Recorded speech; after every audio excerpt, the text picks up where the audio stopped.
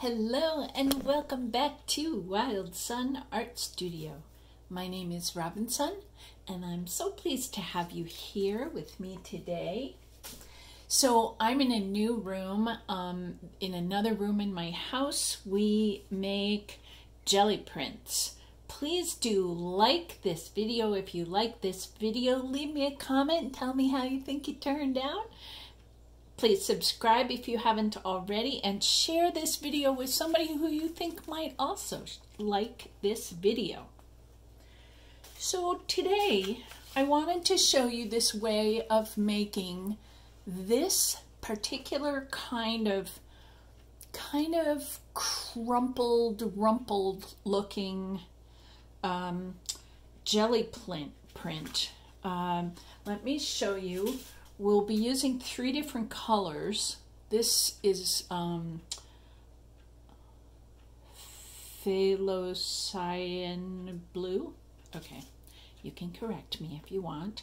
This is cadmium red medium hue, and this is cadmium yellow deep hue.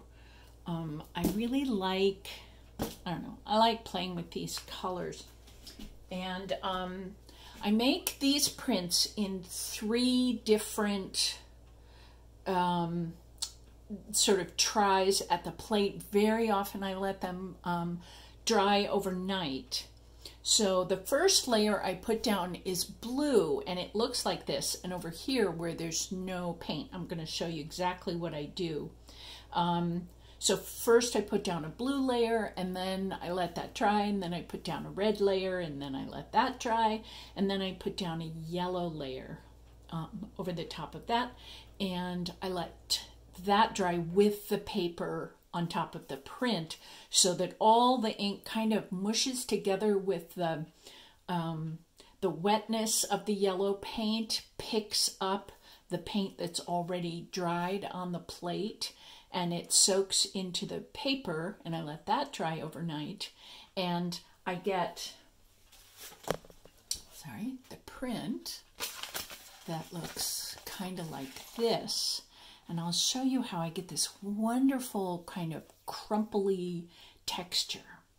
So step 1 is we take our blue paint, hold on to change my position a little, and we're going to be working on this side of, this is a big, what are these, 12 by 14 plate, I think. So what we do is put down maybe a daub or 2. You don't need much on this first layer. And I take my brayer and I roll this out. Sorry, this table is not very steady. So I just want a nice thin layer of blue paint. And I'm going to take this, you won't be able to see this very well, but I'm going to roll this off. Hold on a sec. Because I'm going to use this on another piece of paper in a sec. Sorry, you're just seeing the shaking. So then I take a piece of, sorry, I keep bumping things. I'm in a new camera position. This is deli paper. It has kind of a shiny side and kind of a matte side. I'm not really sure it makes much difference. Anyway, you take this paper and crumple it up into a ball. This is what gives that kind of crunchy, crinkly. And I lay it over the paint, kind of press the crinkles in. Now I'm going to move it to the next place. I'm actually taking up quite a bit of the paint that's on the plate. And you'll see that's the effect. These pieces of deli paper actually make kind of great, wonderful prints too. More paint came off up here. I'm going to kind of re-scrunch that down there. And think you can see there's some of that crumple going in. You don't need all that much paint on that first layer. So then change position again. This is blue paint that's dried to the touch. I had that drying overnight. And I'm going to do the same thing as put down a little squirt of paint and take my brayer and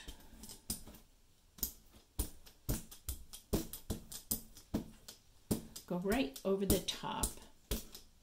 Now, as this dries tonight, the red and the blue will kind of bond to each other, but because the blue had already dried, and I might have had an unclear line over there, all of this lovely crinkly stuff that I got with the blue will stay in that position. It won't, you know how when you blend the colors, the red will sort of smush into the blue and it'll move the blue.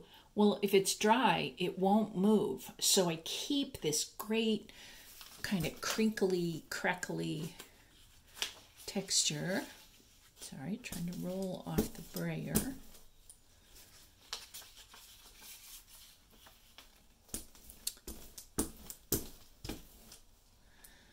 All right, so then we do the same thing.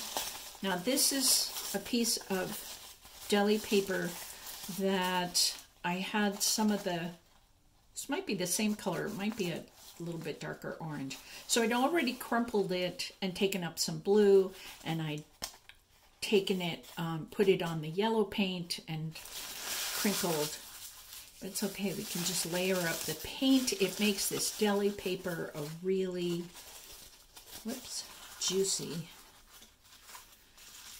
paper. Really fun to use in collage. And again, I'm just pressing the crinkles into the paint. Just has become a little overcast. I'm going to throw on some light.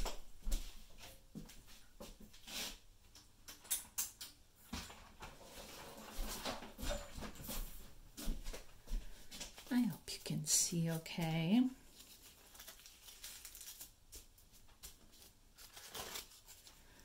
How are we doing? I think I'd like to take up a little bit more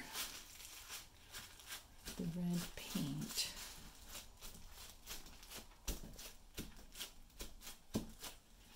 So there, I think, yeah, you can see the crinkles are now in the red. So I've got crinkles in blue. I'll let that dry. Now I've got red over the blue crinkles, and I'm going to let that dry tonight. And I'll finish this up. Now I'm going to change plates.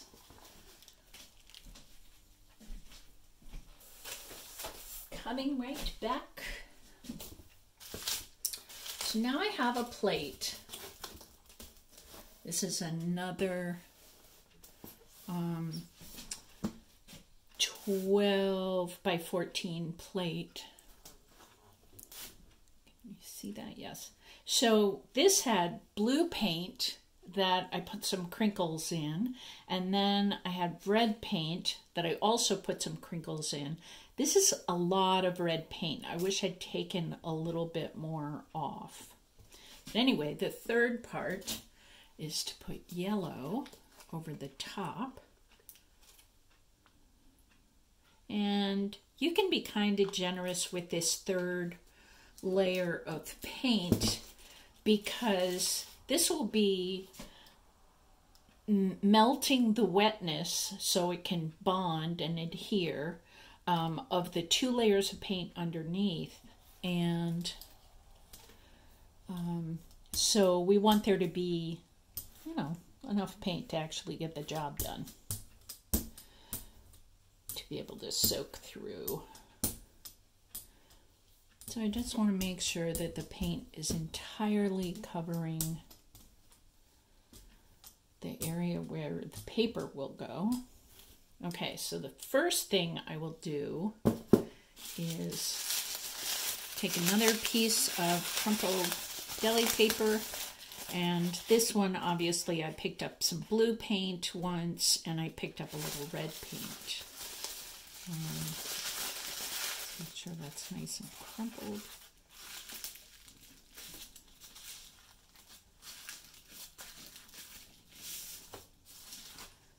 There, you can begin seeing some of where these crumples have been, and they've taken up the yellow paint. And the last little portion over here. So just as an added piece of information, when I'm drying these, I want to uncrinkle them so that they will dry kind of flat and not dry with the paint sticking to each other and keeping it in a crumple.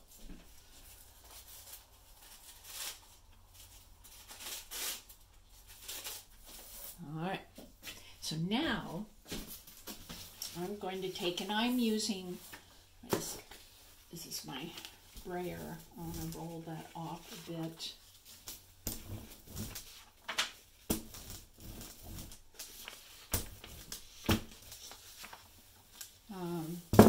So now I'm going to take just a piece of copy paper and place that on. Just rub this. Now this is going to dry for a couple of hours. It may not take overnight, maybe 2 or 3 hours.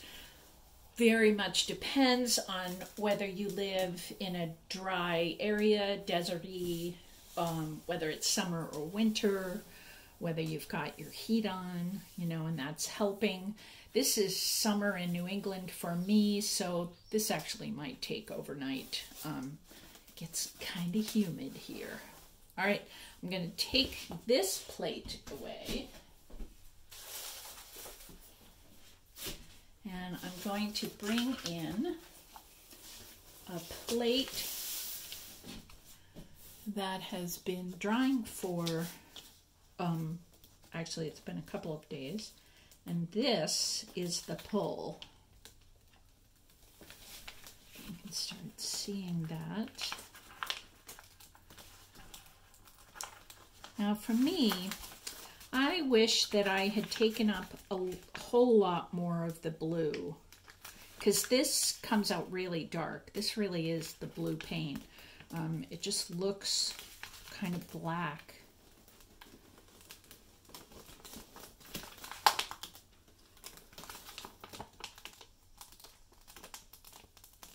There we go.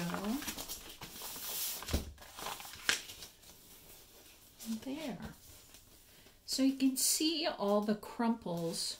I wish I'd taken up more of the blue to make it a little less dark, and way more of the red, because there weren't very many holes for the yellow to come through. And that's true on this one too. There's not a lot of space. So I wish I'd really put that crumpled paper down a lot and gone over it and over it the way I did for the blue one just now. Anyway, that's what we end up with. And I'm just looking in my box to see if I see something else. There's this one that's kind of the same, except you can see where I put a stencil down right here, but you get a little bit more of the yellow coming up. But there's definitely the blue in there, and then the red. And I must have put the stencil down, must have put the yellow down, let it dry, put the red down, and put the stencil on top, which then pulled the red off of these areas where the stencil was. I might have even, and you can do this on any of the layers to make the paint a little less dark. When you've got that crinkled paint, so you put down the paint and you crinkle paper it, then you can also take a piece of white paper and put it down on that and pull it up, and you'll get a bunch of the crinkles on this, but you take paint away, and it just allows for the third color, whatever your third color is going to be. You can do this, you know, with pale blue and gray, and maybe do a little black or something as the first color, but then pull it away by doing leaving just a ghost print. Anyway, I haven't seen anybody else use this crumpled jelly paper technique. So I just got these on Amazon. You just crumple it up, and the crumples in the paper change the way you pull the paint off the plate. So that's how you do it. And I wanted to share this because, as I said, I haven't seen anybody else do a thing like this. So I wish for you and for me, you know, happy hours experimenting. And one of the things I'm working on a lot in my life right now is trusting myself, trusting in my world when I go out and explore and do new things and intrigue myself and make myself happy that, you know, the world's not going to freak out. So I wish you lots of energy and excitement and courage to go out and explore new crazy things. And lots of color. Alrighty, I'll see you next time. Bye.